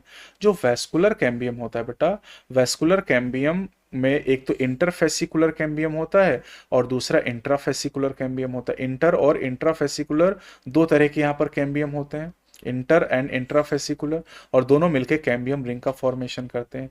जो कैम्बियम रिंग होती है, यानी जो वेस्कुलर कैम्बियम है, ये इनर साइड में सेकेंडरी जाइलम को बनाता है और आउटर साइड में सेकेंडरी फ्लोएम बनाता है। ये भी खूब आपसे पूछा गया एग्जाम में, ठीक है। अब spring would and autumn would की बात करते हैं। वुड एक्चुअली सेकेंडरी जाइलम होता है और ये स्प्रिंग और ऑटम वुड का सवाल बहुत पूछा जाता है। कैम्बियम की जो एक्टिविटी है वो फिजियोलॉजिकल और इन्वायरमेंटल फैक्टर पर डिपेंड करती है। टेम्परेट रीजन की बात करें तो क्लाइमेटिक कंडीशन साल भर एक जैसी नहीं रहती हैं। अगर स्प्रिंग सीजन की बात करें, बसंत ऋतु की, तो कैम्बियम ज़्यादा एक्टिव होता है ना, कैम्बियम ज़्यादा एक्टिव होता है और लार्ज नंबर में जैलरी एलिमेंट बनाता है, मतलब जाइलम को बनाता है जिसमें वेसल्स होती हैं, जिसमें वाइडर कैविटीज होती हैं। जो वुड इस सीजन में बनती है उसे स्प्रिंग वुड या अर्ली वुड के नाम से जानते हैं। विंटर सीजन में कैम्बियम की एक्टिविटी कम हो जाती है, जिसकी वजह से कुछ ही जाइलरी एलिमेंट बनते हैं जिनमें नैरो वेसल्स प्रेजेंट होते हैं, और इस वुड को ऑटम वुड या लेट वुड के नाम से हम लोग जानते हैं, ठीक है। अब जो स्प्रिंग वुड होती है लाइटर कलर में होती है और इसकी डेंसिटी कम होती है, लेकिन जो ऑटम वुड होती है डार्कर होती है और इसकी डेंसिटी भी ज़्यादा होती है। ये दो तरह की जो वुड होती हैं ये अल्टरनेट कंसेंट्रिक रिंग के फॉर्म में अपीयर होती हैं और दोनों वुड की एक एक रिंग मिलके एक एनुअल रिंग का फॉर्मेशन करती है। जो एनुअल रिंग होती है कट स्टेम पे आपको नजर आती है और इससे हम प्लांट की एज को डिटरमाइन कर सकते हैं। लेकिन अगर प्लांट ट्रॉपिकल रीजन में, तो ट्रॉपिकल रीजन में मौसम लगभग साल भर एक जैसा रहता है, इसलिए वहां पर आपको एनुअल रिंग नहीं मिलेंगी। अब बात करते हैं हार्टवुड एंड सैपवुड के बारे में। ओल्डर ट्रीज की अगर बात करें तो जो सेकेंडरी जाइलम का जो ग्रेटर पार्ट होता है वो डार्क ब्राउन हो जाता है, क्योंकि इसमें डिपोजिशन होता है ऑर्गेनिक कंपाउंड जैसे टैनिन, रेजिन, ऑयल, गम, एरोमेटिक सब्सटेंसेस का। साथ ही इसेंशियल ऑयल भी वहां पर इकट्ठे हो जाते हैं सेंट्रल या इनरमोस्ट लेयर ऑफ स्टेम में। ये सब्सटेंस इसे हार्ड, ड्यूरेबल और रेजिस्टेंट बनाते हैं अटैक ऑफ माइक्रो ऑर्गेनिज्म या इंसेक्ट से। और इस सेंट्रल पार्ट को हार्टवुड के नाम से जाना जाता है। जो हार्टवुड होती है वाटर और मिनरल को कंडक्ट नहीं करती, लेकिन ये मैकेनिकल सपोर्ट देने का काम करती है। जो पेरिफेरल रीजन होता है सेकेंडरी जाइलम का, वो लाइटर कलर में होता है, इसे सैपवुड कहते हैं। और जो सैपवुड होता है ये वाटर और मिनरल को कंडक्ट करने का काम करता है। ये भी बहुत इंपॉर्टेंट है, हार्टवुड एंड सैपवुड। अब बात करते हैं दूसरे लेटरल मेरिस्टम के बारे में, कॉर कैम्बियम। जो कॉर कैम्बियम होता है इसे फिलोजन कहा जाता है, और कॉर कैम्बियम जो होता है ये यूजुअली कॉर्टेक्स रीजन में डेवलप होता है। कॉर कैम्बियम या फिलोजन कपल ऑफ लेयर थिक होता है, नहीं दो लेयर थिक होता है। अब ये जो फिलोजन होता है ये आउटर साइड में फॉर्मेशन करता है कॉर्क या फिलम का, और इनर साइड में सेकेंडरी कॉर्टेक्स या फिलोडर्म का फॉर्मेशन करता है। जो कॉर्क है वो इम्परवियस वाटर के लिए होता है क्योंकि इसमें सुब्रिन का डिपोजिशन होता है, जबकि सेकेंडरी कॉर्टेक्स की सेल पैरेन्काइमेटस होती हैं। फिलोजन, फिलम और फिलोडर्म तीनों मिला के पेरिडर्म के नाम से जाने जाते हैं, ठीक है। बार्क की अगर बात करें तो बार्क एक नॉन टेक्निकल टर्म है और इसमें सारे टिश्यू इंक्लूड करते हैं। वेस्कुलर कैम्बियम के बाहर जितने टिश्यू होते हैं उन सभी को बार्क में इंक्लूड करते हैं। इसका मतलब कि इसमें सेकेंडरी फ्लोएम और पेरीडर्म को इंक्लूड करते हैं। सेकेंडरी फ्लोएम और पेरीडर्म को मिला के बार कहा जाता है। अब जो बार अर्ली सीजन में बनती है उसे अर्ली या सॉफ्ट बार कहते हैं, और जो लेट सीजन में बनती है उसे लेट या हार्ड बार के नाम से जानते हैं। कुछ जगहों पर जो बार्क होती है ना, बार्क के अंदर लेंस शेप की ओपनिंग बन जाती है जिसे लेंटिसल्स के नाम से जानते हैं, और लेंटिसल गैसियस एक्सचेंज में हेल्प करती हैं। ये ज्यादातर वुडी ट्रीज में आपको मिलते हैं। रूट की बात करें तो रूट में भी सेकेंडरी ग्रोथ होती है डाइकॉट रूट में, और डाइकॉट रूट में जो वेस्कुलर कैम्बियम होता है ये कंप्लीटली सेकेंडरी ओरिजिन का होता है, कंप्लीटली सेकेंडरी ओरिजिन का होता है। यहाँ पर आप देख सकते हैं कि जो वुड होती, would is actually a secondary xylem.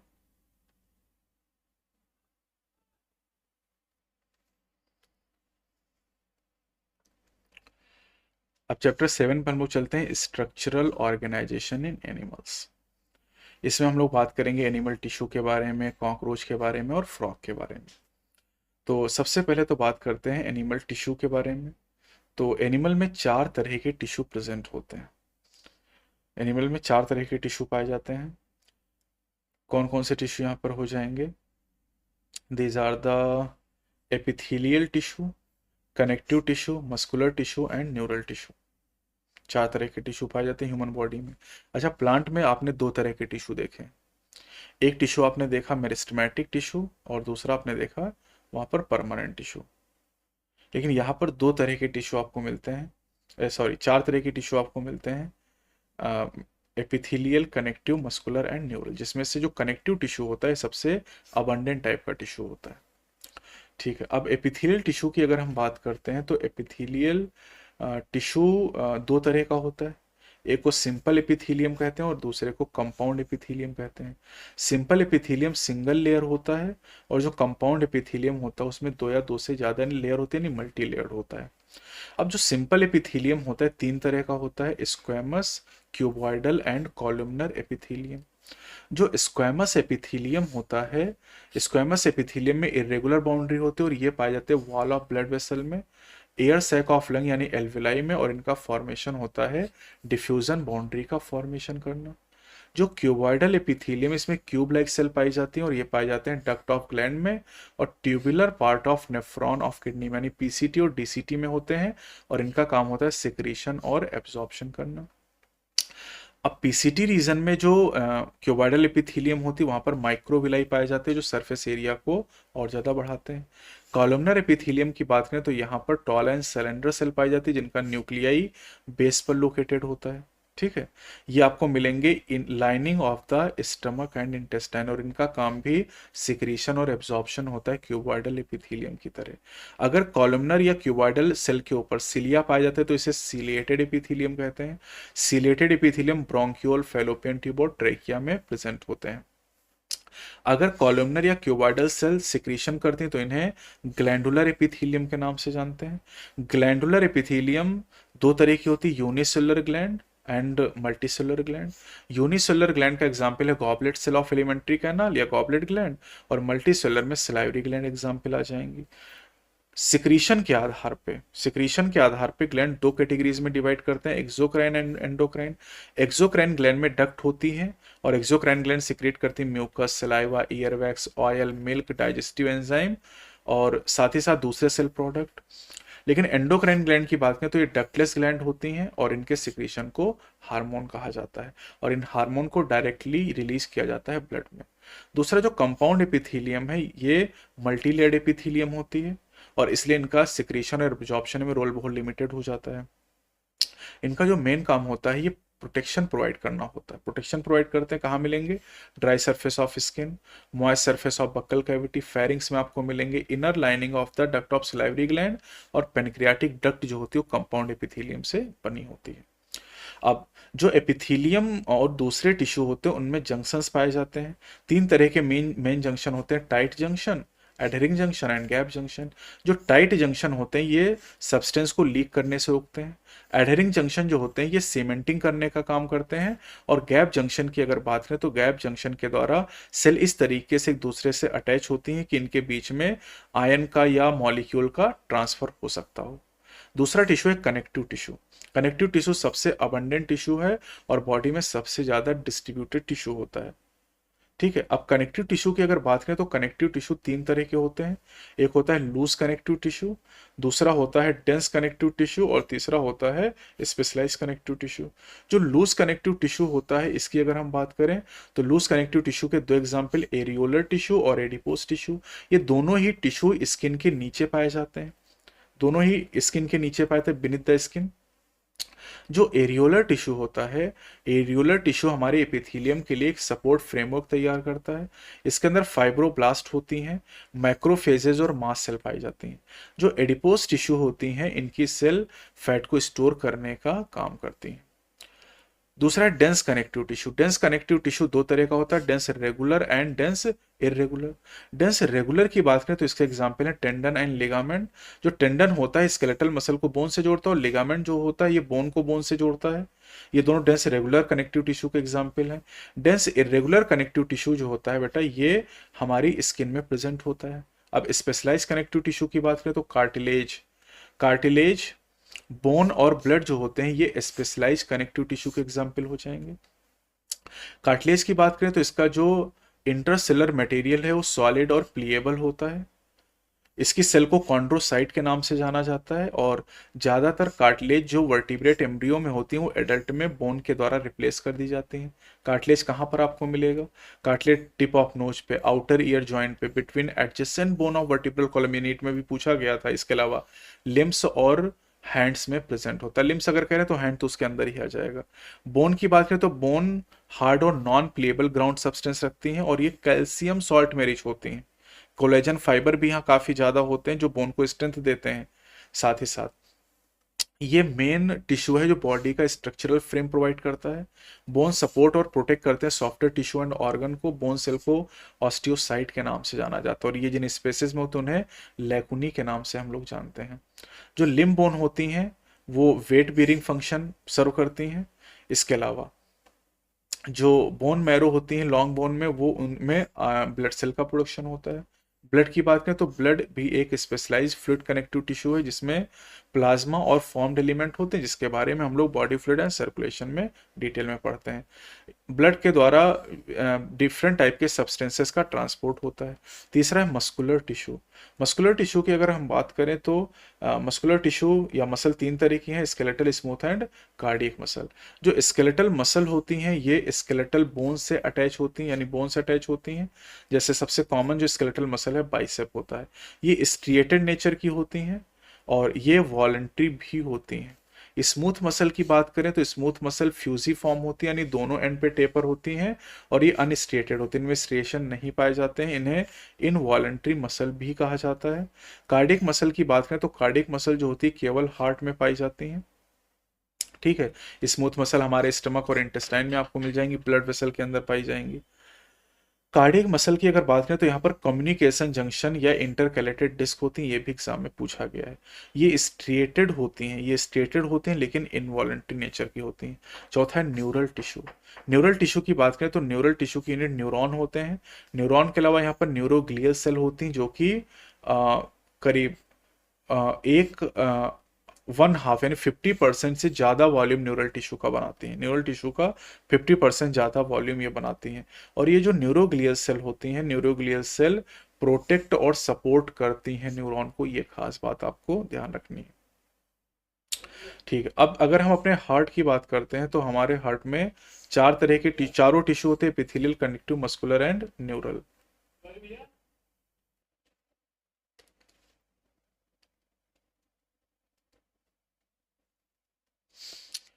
Cockroach आपके सिलेबस में, तो काकरोच के बारे में कुछ इंपॉर्टेंट बातें ध्यान रखनी है। काकरोच जो है ये क्लास इंसेक्टा और फाइलम आर्थ्रोपोडा से बिलोंग करता है। काकरोच का जो साइज होता है 1.4 इंच से लेकर 3 इंच तक हो सकता है।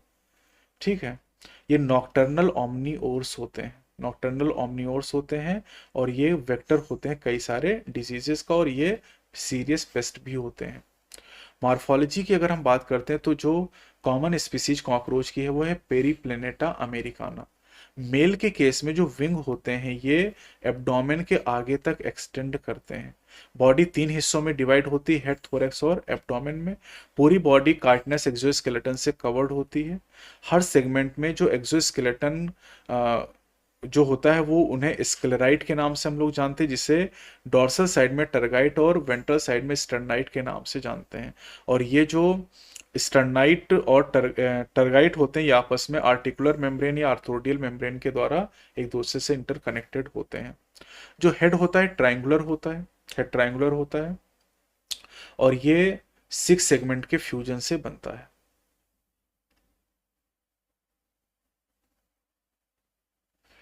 एक पेयर यहाँ पर एंटीना प्रेजेंट होते हैं, एक पेयर एंटीना पाए जाते हैं जो एनवायरनमेंट को मॉनिटर करने का काम करते हैं।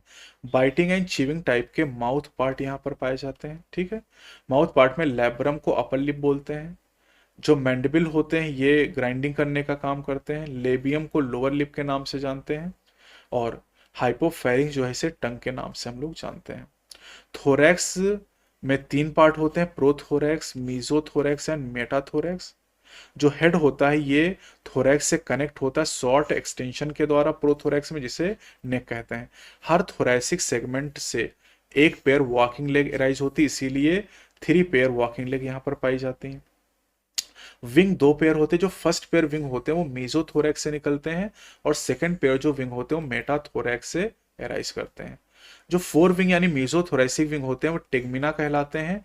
ये ओपेक, डार्क और लेदरी होते हैं और ये कवर करते हैं हाइंड विंग को रेस्ट की कंडीशन में, यानी 4 विंग फ्लाइट में हेल्प नहीं करते हैं।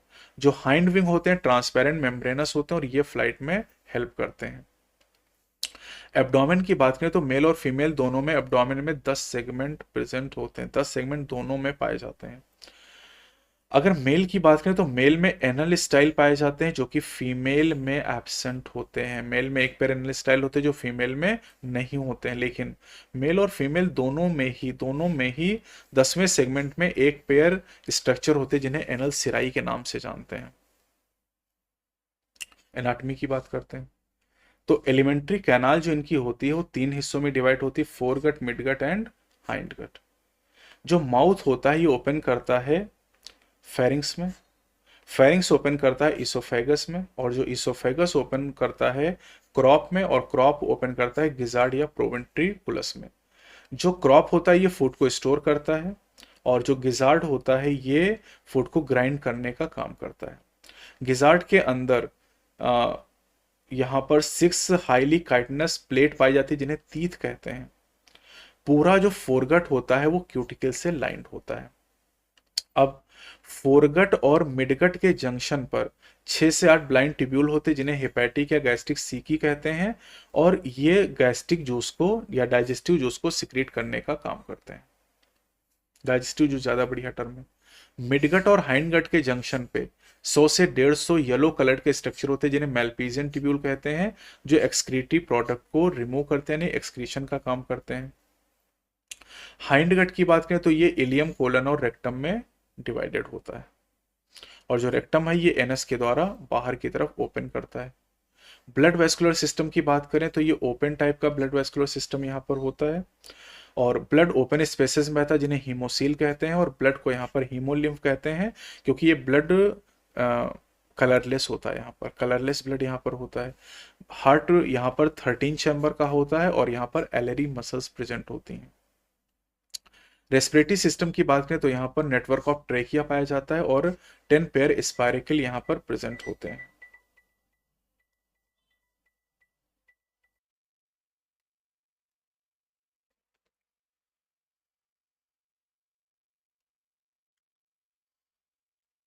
एक्सक्रीशन की बात करें तो एक्सक्रीशन मेल्पीजियन ट्यूब्यूल के द्वारा होता है। इसके अलावा फैट बॉडी, नेफ्रोसाइट और यूरिकोज ग्लैंड भी एक्सक्रीशन में मदद करते हैं। जो इंसेक्ट होते हैं यूरिक एसिड का रिमूवल करते हैं, यानी ये यूरिकोटेलिक एनिमल होते हैं। नर्वस सिस्टम की बात करें तो जो नर्वस सिस्टम होता है बेटा, नर्वस सिस्टम में यहाँ पर 3 गैंग्लिया थोरैक्स में होते हैं और 6 गैंग्लिया एब्डोमेन में प्रेजेंट होते हैं। नर्वस सिस्टम पूरी बॉडी में होता है, लेकिन जो हेड होता है ये इसमें नर्वस सिस्टम का कुछ हिस्सा होता है, और इसीलिए अगर कॉकरोच के हेड को बॉडी से कट कर दिया जाए तब भी ये 1 हफ्ते तक जिंदा रह सकता है। हेड रीजन में जो ब्रेन है उसको रिप्रेजेंट करता है सुप्रा इसोफेजियल गैंग्लियन, और सुप्रा इसोफेजियल गैंग्लियन नर्व सप्लाई करता है एंटिनी और कंपाउंड आइज को। कॉकरोच में जो सेंस ऑर्गन होते हैं ये एंटिनी होते हैं, आइज हैं, मैक्सिलरी पैल्प हैं, लेबियल पैल्प हैं, एनल सिराई हो जाएंगे। जो कंपाउंड आइज होती हैं, कंपाउंड आइज जो होती हैं 2 कंपाउंड आई हैं। एक कंपाउंड आई के अंदर 2000 हेक्सागोनल ओमेटिडिया पाई जाती हैं। हेक्सागोनल ओमेटिडिया के द्वारा यहाँ पर मोज़ेक विज़न का फॉर्मेशन होता है जिसकी सेंसिटिविटी ज़्यादा होती है लेकिन रेजोल्यूशन कम होता है, और ये विज़न नाइट में कॉमन होता है, इसलिए इसे नॉकटर्नल विज़न के नाम से भी हम लोग जानते हैं। काकरोच डायसियस यानी यूनिसेक्सुअल होते हैं, मेल और फीमेल रिप्रोडक्टिव सिस्टम दोनों डेवलप होते हैं। मेल रिप्रोडक्टिव सिस्टम में एक पेयर टेस्टिस होते हैं जो कि 4 to 6 एब्डोमिनल सेगमेंट तक प्रेजेंट होते हैं। मशरूम शेप की ग्लैंड मेल में पाई जाती है जो 6 to 7 एब्डोमिनल सेगमेंट में पाई जाती है। साथ ही साथ यहाँ पर ये एसेसरी रिप्रोडक्टिव ग्लैंड की तरह काम करती है। साथ ही मेल गोनेपोफाइसिस या फेलोमियर की बात करें तो एक्सटर्नल जेनिटेलिया को रिप्रेजेंट करते हैं और ये काइटिनस एसिमेट्रिकल स्ट्रक्चर होते हैं। स्पर्म के जो बंडल होते हैं, स्पर्म के बंडल को यहाँ पर स्पर्मेटोफोर कहा जाता है। और फीमेल रिप्रोडक्टिव सिस्टम की अगर बात की जाए तो फीमेल रिप्रोडक्टिव सिस्टम में 2 लार्ज ओवरीज होती हैं जो 2nd to 6th abdominal segment में प्रेजेंट होती हैं। हर ओवरी बनी होती है 8 ओवेरियन ट्यूब्यूल या ओवेरियोल्स के द्वारा। एक ओवरी में 8 ओवेरियोल पाए जाते हैं और इनके अंदर ओवा डेवलप होते हैं। ठीक है, एक पेयर स्पर्मेथिका प्रेजेंट होती है 6th सेगमेंट में। 6th सेगमेंट में एक पेयर स्पर्मेथिका फीमेल में प्रेजेंट होती है। अब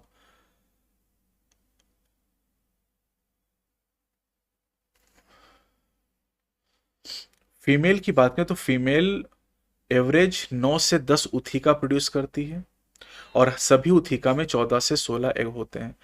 जो पेरीप्लेटा अमेरिकाना का डेवलपमेंट है वो पारोमेटाबोलस होता है, यानी डेवलपमेंट निम्फल स्टेज के थ्रू होता है। अब यहाँ पर निम्फ जो होता है 13 बार मॉल्टिंग करता है, 13 चैम्बर का हार्ट होता है और 13 बार मॉल्टिंग भी करता है, ये आप ध्यान रखिएगा। यहाँ पर लास्ट टॉपिक यहाँ पर है फ्रॉग। फ्रॉग की अगर बात करें तो फ्रॉग जो होता है ये क्लास एम्फीबिया फाइलम आर्थ्रोपोडा से बिलोंग करता है। मोस्ट कॉमन जो स्पीसीज इंडिया में है वो है राना टिग्रीना।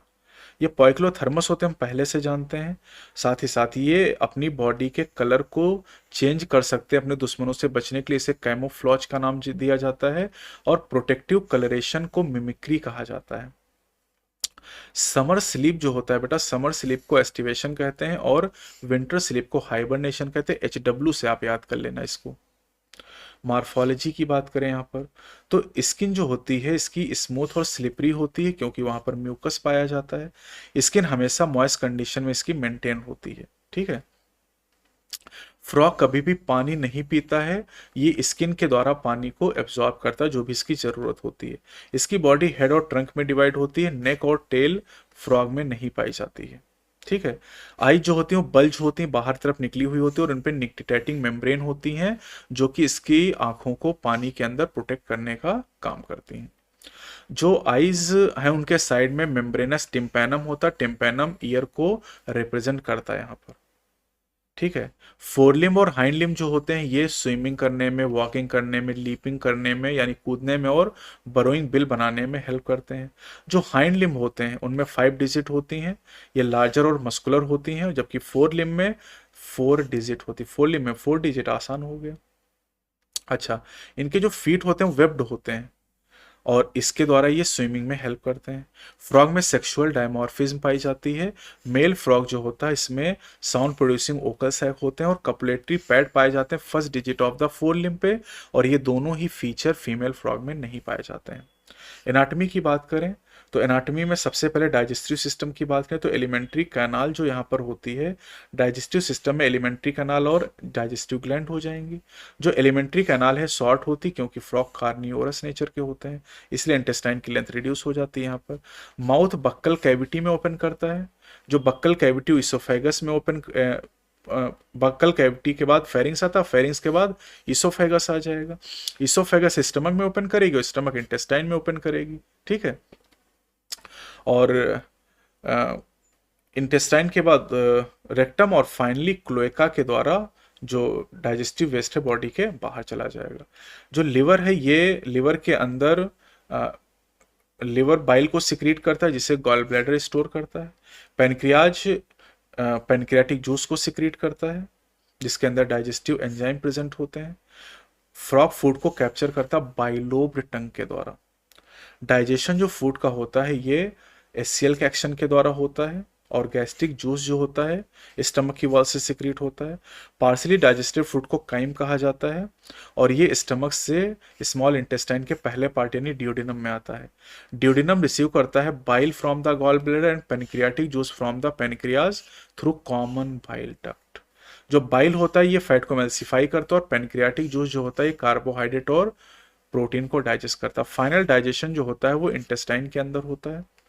डाइजेस्टेड फूड को एब्जॉर्ब करने का काम फिंगर लाइक फोल्ड करते हैं, जिन्हें विलाई और माइक्रोविलाई के नाम से जाना जाता है। और अनडाइजेस्टेड जो सॉलिड वेस्ट होता है ये रेक्टम से होते हुए क्लोएका के द्वारा बॉडी से बाहर निकल जाता है। रेस्पिरेशन की बात करें तो फ्रॉग लैंड और वाटर में अलग अलग मेथड से रेस्पिरेशन करता है। वाटर में जो स्किन है ये एक्वेटिक रेस्पिरेटरी ऑर्गन की तरह काम करती है। स्किन अगर रेस्पिरेटरी ऑर्गन तो इसे क्यूटेनियस रेस्पिरेशन कहते हैं। लैंड पे बक्कल, कैविटी, स्किन और लंग ये तीनों ही रेस्पिरेटरी ऑर्गन की तरह काम करते हैं। लंग से होने वाला रेस्पिरेशन पल्मोनरी रेस्पिरेशन के नाम से जाना जाता है, इसे पल्मोनरी रेस्पिरेशन हम लोग कहते हैं। ठीक है, अब अगर हम लंग्स की बात करते हैं तो लंग्स पिंक कलर के स्ट्रक्चर होते हैं। एस्टिवेशन और हाइबरनेशन के दौरान जो गैसेस एक्सचेंज होता है वो स्किन के थ्रू होता है। वेस्कुलर सिस्टम की बात करें तो वेस्कुलर सिस्टम फ्रॉग में क्लोज टाइप का होता है। ठीक है, ब्लड वेस्कुलर सिस्टम की अगर बात करें तो इसमें हार्ट, ब्लड वेसल और ब्लड आ जाएगा। ठीक है, हार्ट की बात करें तो हार्ट जो होता है इसमें 3 चैम्बर होते हैं, 2 एट्रिया और 1 वेंट्रिकल यहाँ पर होता है, और इसकी कवरिंग को पेरिकार्डियम के नाम से जाना जाता है।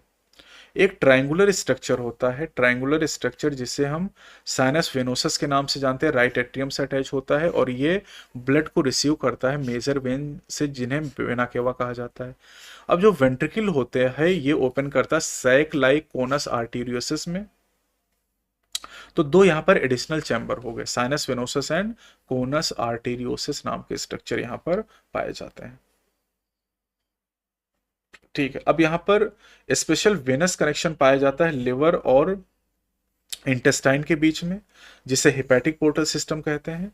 और साथ ही साथ यहाँ पर किडनी और लोअर लिम्ब के लोअर पार्ट ऑफ बॉडी के बीच में भी स्पेशल वेनस कनेक्शन होता है, जिसे रीनल पोर्टल सिस्टम के नाम से जाना जाता है। ब्लड की अगर बात करें तो ब्लड में प्लाज्मा और सेल होती हैं। जो ब्लड सेल होती हैं वो आरबीसी और डब्ल्यूबीसीज होती हैं, है ना, आरबीसी, डब्ल्यूबीसीज और प्लेटलेट हो जाएंगी। अच्छा, आरबीसी यहाँ पर आपको ध्यान रखनी बच्चों की, आरबीसी न्यूक्लिएटेड होती हैं और इनके अंदर रेड कलर का हीमोग्लोबिन नाम का पिगमेंट पाया जाता है। ठीक है, हमारी जो आरबीसी होती है उनमें न्यूक्लियस नहीं होता, लेकिन फ्रॉग की आरबीसी में न्यूक्लियस होता है। नाइट्रोजनस वेस्ट के एक्सक्रीशन की अगर बात करें तो एक्सक्रीशन के लिए यहाँ पर एक पेयर किडनीज होती हैं, यूरेटर है, क्लोएका है और यूरिनरी ब्लैडर प्रेजेंट होता है। ठीक है, किडनी की जो यूनिट होती है उन्हें यूरिनीफेरस ट्यूब्यूल या नेफ्रॉन के नाम से जाना जाता है। जो फ्रॉग होते हैं ये यूरियोटेलिक एनिमल होते हैं, यूरियोटेलिक एनिमल होते हैं यानी यूरिया का एक्सक्रीशन करते हैं। ह्यूमन में भी यूरियोटेलिक कंडीशन प्रेजेंट होती है। ठीक, अब यहाँ पर हम बात करते हैं न्यूरल सिस्टम के बारे में। जो न्यूरल सिस्टम यहाँ पर होता है, न्यूरल सिस्टम डिवाइड होता है 3 पार्ट में। सेंट्रल न्यूरल सिस्टम जिसमें ब्रेन और स्पाइनल कॉर्ड आता है, दूसरा पेरिफेरल नर्वस सिस्टम जिसमें क्रेनियल और स्पाइनल नर्व आती हैं, और ऑटोनॉमिक नर्वस सिस्टम जिसमें सिंपैथेटिक और पैरासिम्पैथिक नर्वस सिस्टम आता है। फ्रॉग के केस में 10 पेयर क्रेनियल नर्व होती है जो ब्रेन से निकलती हैं, और 10 पेयर स्पाइनल नर्व होती है जो स्पाइनल कॉर्ड से निकलती हैं।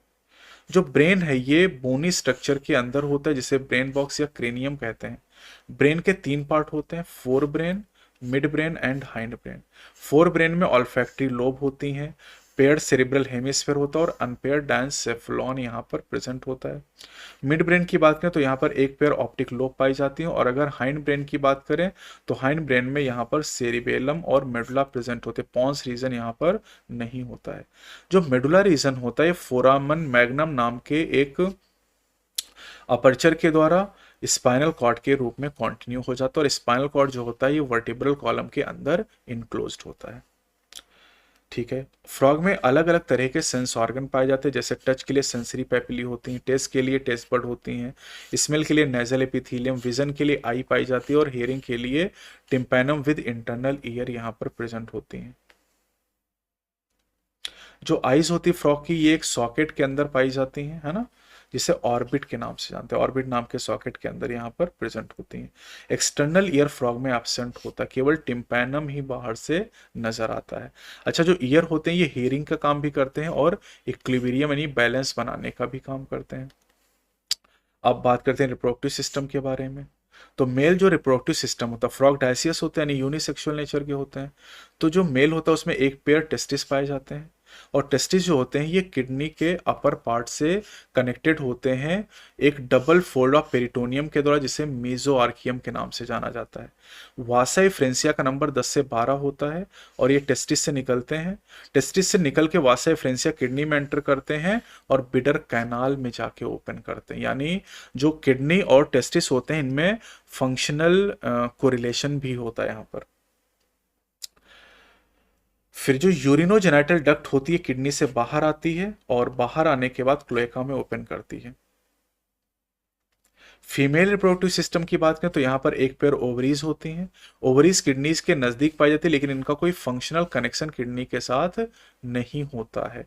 ओवरीज से एक पेयर ओविडक्ट एराइज करती हैं, और ये जो ओविडक्ट होती हैं ये भी क्लोएका में ओपन करती हैं सेपरेटली। मैच्योर फीमेल एक बार में 2500 से 3000 एग प्रोड्यूस करती है। फर्टिलाइजेशन एक्सटर्नल होता है और ये पानी के अंदर होता है। डेवलपमेंट इनडायरेक्ट होता है, यानी लार्वल स्टेज यहाँ पर पाई थी, इसे टैडपोल कहते हैं, और टैडपोल मेटामार्फोसिस करके एडल्ट में कन्वर्ट होता है। फ्रॉग हमारे लिए बेनिफिशियल होता है क्योंकि ये इंसेक्ट को खाता है और हमारी फसल को प्रोटेक्ट करता है। साथ ही साथ फ्रॉग इकोलॉजिकल बैलेंस को मेंटेन करता है क्योंकि ये फूड चेन का एक इंपॉर्टेंट लिंक होता है इकोसिस्टम में। कुछ कंट्रीज में जो फ्रॉग की मस्कुलर लेग होती है इनको खाने के तौर पे भी यूज किया जाता है।